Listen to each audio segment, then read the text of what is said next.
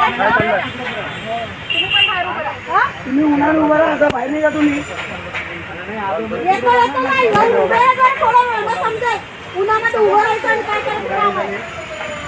Owner company owner company या ठेकेदाराचं करायचं काय? या ठेकेदाराचं करायचं काय?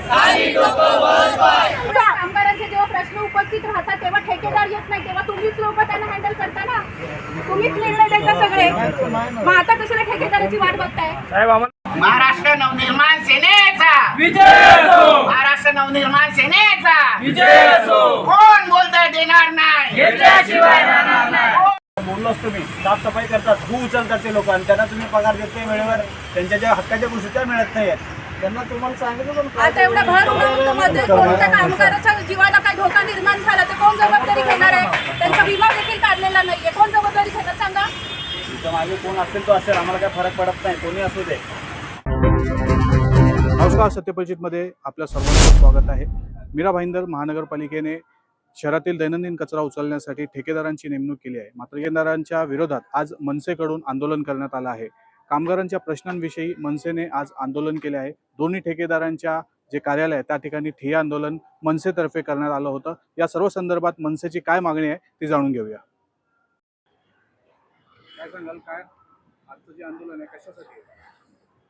आज तुम्ही बघत असाल या शहरामध्ये मीरा भाईंदर महानगरपालिका मोठे मोठे बोर्ड लावते, स्वच्छ शहर सुंदर शहर, पण याच्या पाठीमागे कोण आहे हे तुम्हाला अजून माहीत नसेल. जे आपले सफाई कामगार आहेत, या शहराला सकाळी 6 पासून दिवसभरात स्वच्छ करणारे हे आपले कामगार आहेत, लक्षात घ्या. त्याच्यानंतर या जे आपले सफाई कामगार आहेत यांचे अनेक प्रलंबित प्रश्न आहेत, अनेक मागण्या आहेत. त्या ठेकेदारांनी आजपर्यंत फक्त करतो जे आश्वासनं दिली आहेत, पण त्यांनी कोणतेही मागण्या मान्य केल्या नाही. आज ठेका देऊन 2 वर्ष होत आलं तरी कामगारांना नियुक्तीपत्र नाही आहे, ID कार्ड नाही आहे. जर त्यांना कोणत्याही एका शासकीय कार्यालयात जायचं असेल किंवा रुग्णालयात जायचं असेल तर त्यांना ID कार्ड विचारला जातो, त्यावेळेस त्या कर्मचाऱ्याकडे ID कार्ड नसतो, त्यामुळे त्यांना खूप मोठा प्रॉब्लेम येतो. त्यावेळेस त्याचे उपचार होत नाही. अनेक लोकांना स्वतःचे पैसे देऊन उपचार करावे लागतात. आज मेडिक्लेम महानगरपालिकेने ठेकेदाराला जबाबदारी दिलेली आहे की सर्व जे सफाई कामगार कर्मचारी आहेत आपले, त्यांची मेडिक्लेम तुम्ही काढली पाहिजे. त्यांची मेडिक्लेम काढलेली नाही आहे. तिसरा विषय असा आहे की जे सुट्टीचा पैसा आहे कामगारांचा, तो हक्काचा पैसा आहे, तो सुट्टीचा पैसा आज मार्च एप्रिल महिना झाला तरी त्यांनी फेब्रुवारी महिन्यात करायला पाहिजे होते सुट्टीचा पैसा, पण आजपर्यंत त्यांनी हे पैसे कामगारांच्या अकाउंटला टाकलेलं नाही आहे. 5वा मुद्दा असा आहे ग्रॅज्युएटीसाठी अनेक लोकांनी आंदोलने केली, फक्त खोटे आश्वासनं महानगरपालिका आणि ठेकेदाराकडून देण्यात आलं. पण आजही मयत कामगार, सेवानिवृत्ती कामगार आणि ज्यांनी मध्ये काम सोडलेलं आहे अशा कामगारांना ग्रॅज्युएटी ताबडतोब देण्यात पाहिजे होती.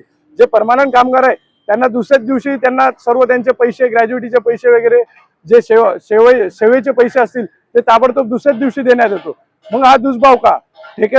ठेका पद्धतीचे कामगार आणि परमनंट कामगार यांच्यात हा दुष्भाव महानगरपालिका आणि ठेकेदार का करते? ताबडतोब त्याही लोकांना त्यांचे सेवा ते लोक करतात तर त्यांनाही त्यांचा मोबदला त्यांना ताबडतोब दुसऱ्या दिवशी मिळायला पाहिजे. या सर्व मागणी कामगारांच्या मागणीसाठी महाराष्ट्र निर्माण सेना ठेकेदाराच्या कार्यालयाच्या बाहेर आंदोलन करते. जसं की आपण पाहू शकता, मनसेने कामगारांचे प्रश्न उचललेले आहेत आणि ठेकेदारांकडून कुठल्याही प्रकारचा जबाब त्यांना मिळाला नाही. या संदर्भात मनसे आता येत्या 2-3 दिवसामध्ये आंदोलन करण्याचे सांगितले आहे. आता येणाऱ्या काळात मनसे या सर्व प्रकरणावर कशा प्रकारे आंदोलन करणार आहे हे सर्व आम्ही तुमच्यापर्यंत पोहोचवणार आहोत.